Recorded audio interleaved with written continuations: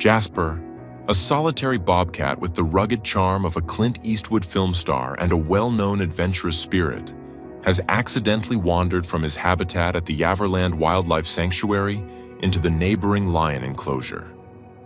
There, he found himself face to face with his worst nightmare, surrounded by 4 lions and cornered against a tree with nowhere to run. Panic instantly gripped the sanctuary caretakers when they realized Jasper had entered the lions' territory. Racing toward the enclosure, their hearts sank as they feared the worst. What happened next was something no one could have predicted, and a moment that would stay with everyone who witnessed it forever. Before we start, hit the like button and make sure to subscribe if you haven't, and hit that notification bell so that you won't miss any new stories. Conrad Harrigan believed that to understand an animal, you first had to understand its silences. At 72, with knees that forecasted rain more accurately than the local news and a face etched with the fine lines of 1,000 sunrises, Conrad had become a master linguist in the quiet language of the wild. For the past 30 years, the Yaverland Wildlife Sanctuary had been his university, his sanctuary, and his home. And his most enigmatic, and arguably his favorite professor, was a bobcat named Jasper. Jasper was, in the parlance of the sanctuary, a character. He'd arrived as a ball of fluff and fury, rescued from a wildfire that had claimed his mother. He had grown into a magnificent specimen, a compact body of muscle and sinew, tufted ears that twitched at the secrets of the wind, and eyes the color of old whiskey that held a perpetual look of dignified disapproval. He was the Clint Eastwood of the feline world, solitary, ruggedly handsome, and not given to pointless chatter. Conrad's day, every day, began with Jasper. Long before the first visitors trickled in, Conrad would make his way to the bobcat's spacious habitat, a lovingly crafted slice of North America woodland nestled incongruously in the gentle English countryside. He'd carry a small, dented thermos of tea and a single fragrant sardine. "Morning, you old grump," Conrad would murmur, setting the sardine on a flat rock just inside the enclosure fence. Jasper, who would have been pretending to be asleep on his favorite sun-drenched ledge, would open one eye. He would hold Conrad's gaze for a long, calculating moment, as if weighing the quality of the offering against the sheer audacity of being woken. Then, with a sigh that was pure theater, he would stretch, every vertebra popping in a silent, satisfying sequence. He'd leap down from his perch with the fluid grace of a shadow and approach the sardine, not with haste, but with the measured tread of a king approaching a banquet laid in his honor. He'd eat the fish, then fix Conrad with another look that said, "This is an acceptable start to my day. Do not disappoint me further." This morning ritual was the bedrock of Conrad's life. It was a silent conversation that reaffirmed the order of the universe. But today, the universe had other plans. The trouble began, as it so often does, with a tooth. Not Jasper's tooth, but a tooth belonging to Zola, the sanctuary's matriarchal African lioness. Zola was a queen in every sense of the word, majestic, powerful, and possessed of a rumbling purr that could vibrate through the soles of your shoes. She was also the devoted mother of 4 of the most rambunctious, tumble-prone lion cubs Conrad had ever seen. They were 4 furry cannonballs of boundless energy, collectively known as the Chaos Quartet. A routine checkup had revealed a cracked canine in Zola's jaw, a painful and potentially dangerous affliction. The sanctuary's chief veterinarian, Dr. Evans, had made the call. Zola needed to be sedated and taken to the on-site clinic for a delicate, hours-long procedure. This left the Chaos Quartet motherless for the afternoon. "Keep a close eye on them, Conrad," Dr. Evans had said, her brow furrowed with concern. "They'll be disoriented and stressed without Zola. The last thing we need is any more excitement." Conrad had nodded grimly. He knew what she meant. The cubs, Leo, the bold and boisterous one, Amara, the sweet-natured observer, Quito, the shy one who hid behind his own paws, and Nia, the mischievous instigator, were a handful even with their mother's calming presence. Without her, they were a potential four-way disaster. He'd spent the early part of the afternoon watching them. They weren't playing. They were huddled near the entrance of their large, rocky den, their usual chirps and playful growls replaced by an unnerving, mournful silence. They looked lost, their golden eyes scanning the horizon for the familiar, magnificent shape of their mother. It was, Conrad thought with a pang in his chest, a truly heart-wrenching sight.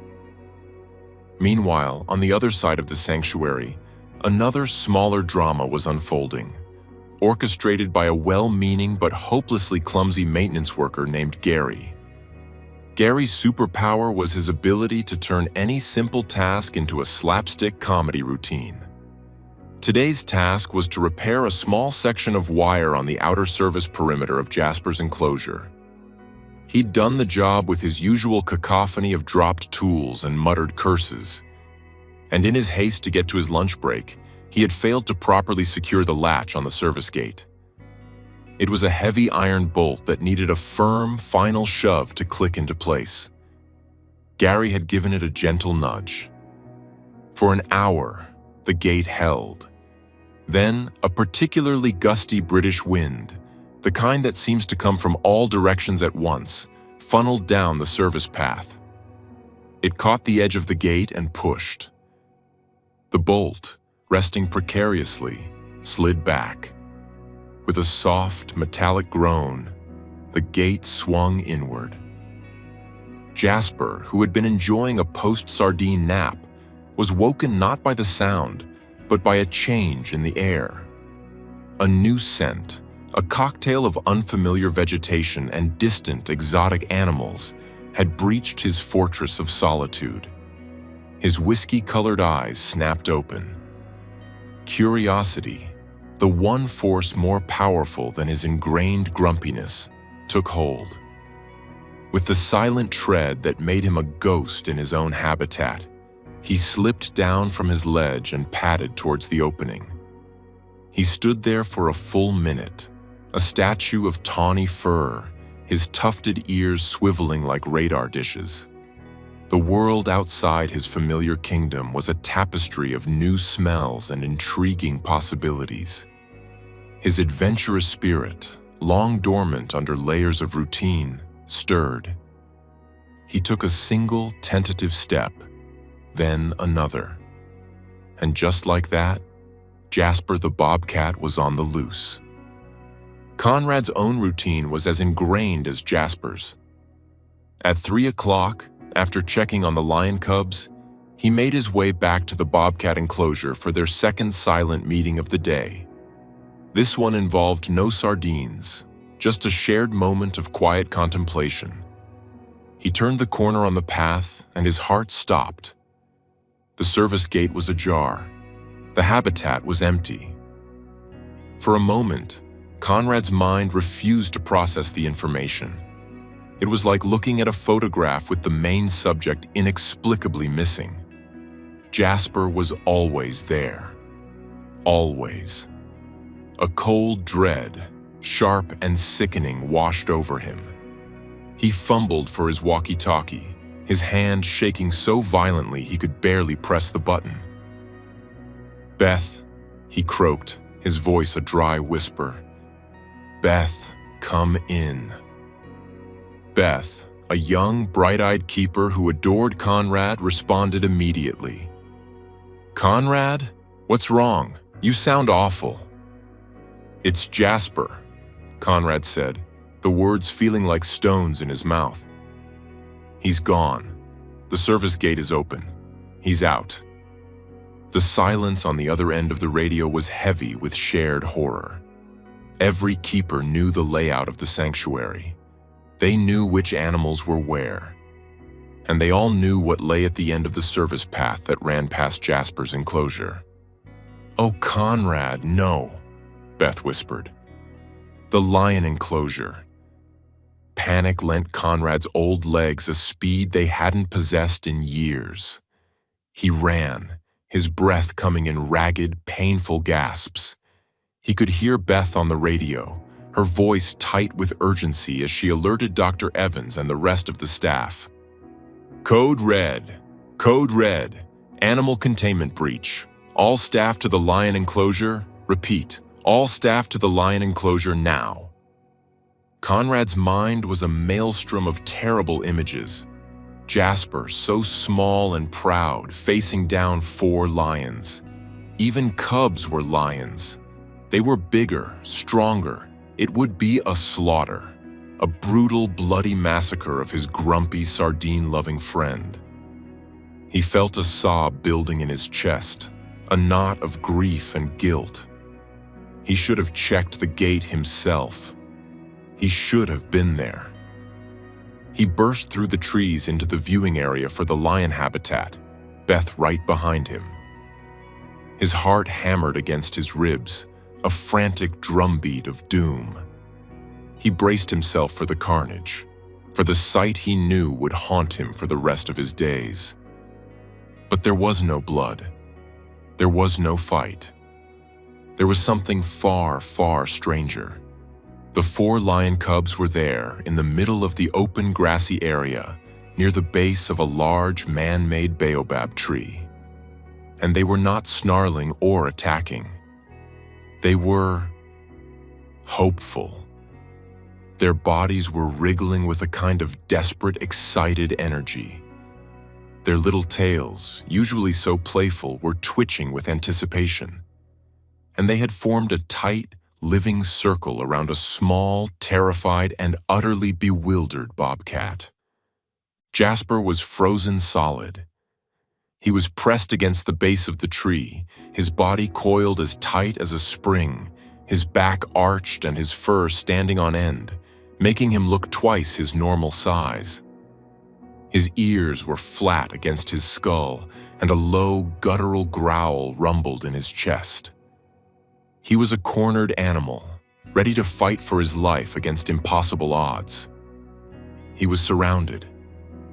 But the lions weren't behaving like predators. They were behaving like children. Leo, the bold one, took a hesitant step forward. He let out a soft, questioning mew, a sound entirely too small for his oversized paws. He wasn't stalking Jasper. He was approaching him with a heartbreakingly gentle deference. He lowered his head and nudged the bobcat's flank with his nose, not with force, but with a tender, searching pressure. Jasper flinched, his growl intensifying. But the attack he expected didn't come. Conrad and Beth stood frozen, watching from the safety of the viewing platform, their panic slowly giving way to a profound, heart-stopping confusion. What are they doing?" Beth breathed, her hand covering her mouth. Conrad didn't answer. He was watching the cub's eyes, and in them he saw it. It wasn't bloodlust. It was loneliness. It was a deep, aching need. They had been missing the warm, furry, comforting presence of their mother all afternoon. Their world had been empty and frightening, and then into their world had walked a warm, furry, comforting presence. It was smaller than their mother. It smelled a bit different, a bit more like pine needles and indignation, but it was feline. It was there. And in their simple, grief-stricken cub minds, they had made a spectacular, wonderful mistake. They thought Jasper was their mother. Amara, the gentle one, crept forward next. She started to purr, a deep, rumbling sound that was meant to be soothing. She lay down next to Jasper, tucking her head under his chin, a gesture of pure, unadulterated affection. Jasper's body was ramrod stiff. He was trapped, not by aggression, but by a suffocating, bewildering wave of love. Then Quito, the shy one, peeked out from behind Leo and, seeing that it was safe, shuffled forward and curled up against Jasper's back. Finally, Nia, the playful one, flopped down with a contented sigh, her head resting on Jasper's tail. Jasper was no longer just surrounded. He was engulfed. He was the small, grumpy center of a purring, nuzzling, cuddling pile of lion cubs. The low growl in his chest sputtered and died. His body, which had been rigid with terror, began to soften. The fur on his back slowly settled. He was still tense, his whiskey-colored eyes wide with utter disbelief, but the immediate threat had passed, replaced by something he had no instinct for. He was being hugged to death. Conrad felt a tear trace a path through the dust on his cheek. He let out a shaky breath he hadn't realized he'd been holding. Beside him, Beth was openly weeping, but her tears were of relief and wonder, not sorrow. "I don't believe it," she whispered. I don't believe it." For the next hour, the staff of the Yaverland Wildlife Sanctuary stood in silent, reverent awe, watching the most unlikely family portrait imaginable. Jasper, the solitary, cantankerous bobcat, remained pinned against the tree, a furry, living hot water bottle for 4 lonely lion cubs. His initial terror had melted away, replaced by a look of profound resignation, like a man who has unexpectedly found himself at a toddler's tea party and has decided the only course of action is to see it through. At one point, Leo began to groom Jasper's head with his big, raspy tongue. Jasper's eyes squeezed shut, not in pleasure, but in sheer, unadulterated endurance. He bore the sandpaper-like licks with the stoicism of a saint. The cubs snuggled closer, their collective purr a gentle engine of contentment. And then, the impossible happened. Conrad, who knew Jasper's sounds better than his own, heard it. A faint, almost imperceptible vibration. A low, hesitant rumble from deep within the bobcat's chest. Jasper was purring. It wasn't the confident, room-shaking purr of the lions. It was a rusty, creaky, out-of-practice sound, as if he were starting an old lawnmower that hadn't been used in years. But it was there. In the face of overwhelming mistaken affection, the old grump had surrendered. For a brief, magical moment, he wasn't just a misplaced bobcat. He was a mother. He was comfort. He was exactly what those sad little cubs needed. The spell was finally broken by the sound of the vet's truck returning. Dr. Evans radioed ahead. "Zola is awake. She's groggy, but she's fine. We're bringing her back to the enclosure's holding area." A new, more practical panic set in. They had to get Jasper out of there before Zola, in her post-anesthesia confusion, saw a strange cat cuddling with her babies. Conrad knew brute force was out of the question. Rushing in would terrify the cubs and Jasper, and could turn the situation tragic in an instant. He needed a lure. He needed the one thing that could override Jasper's newfound sense of maternal duty. "Beth," he said, his voice firm and clear. "Go to the kitchen. Get the emergency salmon." Beth's eyes widened.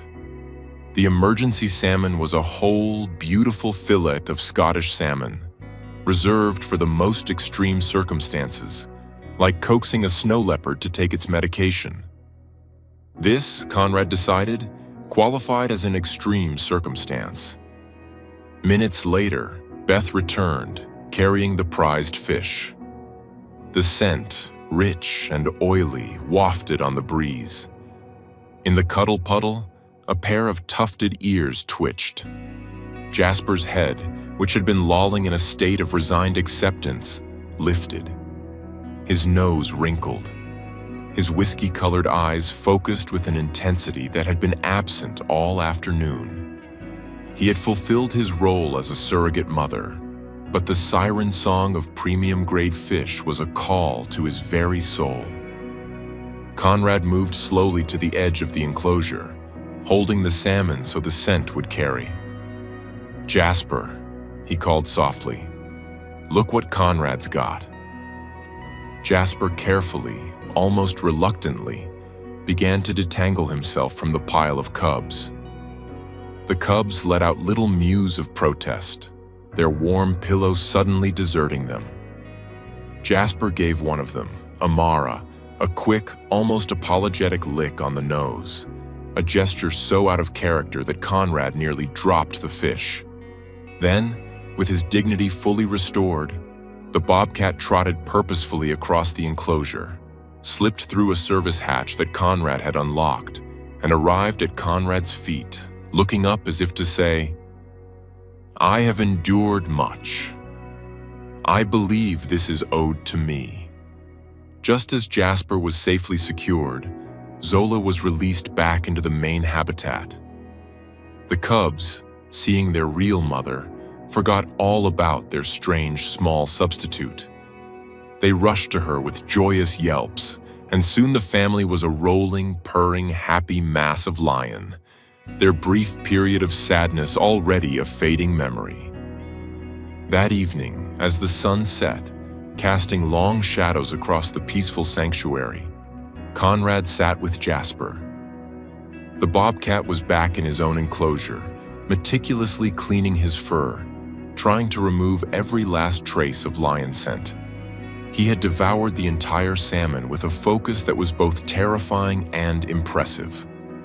Conrad didn't bring a sardine. He felt somehow that a grander gesture had already been made by both of them. He just sat there, sipping his tea, watching his old, grumpy friend. The incident, which had begun with heart-stopping fear, had ended in a moment of such profound and unexpected tenderness that it felt sacred. It was a testament to the fact that in the vast, complex web of life, connections can be forged in the most unlikely of circumstances. That kindness is a language even the most solitary creatures can understand. And that sometimes, all a lonely heart needs is the warmth of another, even if it's the wrong one. Conrad smiled. The story of the day the lions surrounded the bobcat would become a legend at Yaverland, a tale told to new keepers for years to come. It was a story about how a grumpy old bobcat, through no fault of his own, became a mother for an hour. And it was a memory that Conrad knew with absolute certainty would stay with him forever.